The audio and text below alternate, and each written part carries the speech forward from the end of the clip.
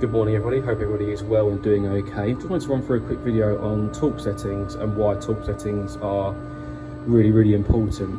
Obviously we all know manufacturers will set a torque setting that we need to tighten up bolts, lugs, buzz bar connections to, but also why it's important to not exceed those ratings as well. So as we can see on this contact here, we have two bolts that have come off nice and easy, or three bolts, sorry, that have come off nice and easy on the neutral.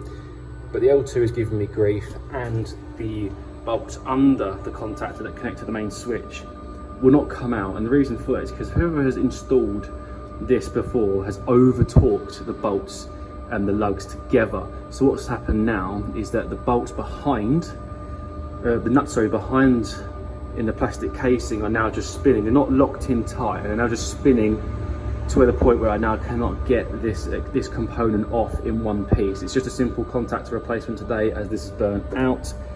But now I've got to take off this whole main switch system and a little bit of the flexi buzz bar system to remove it off of the back plate to get access behind it. And this is why it is so important that we torque set them to the right specification and not to over torque them.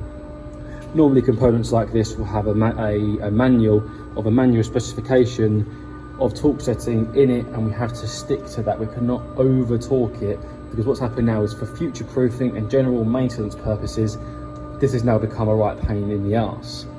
So that is why it's important to obviously tighten up cables to the right torque setting, but then not too tight to the point where we now damage components and I make it unable to future-proof future installations.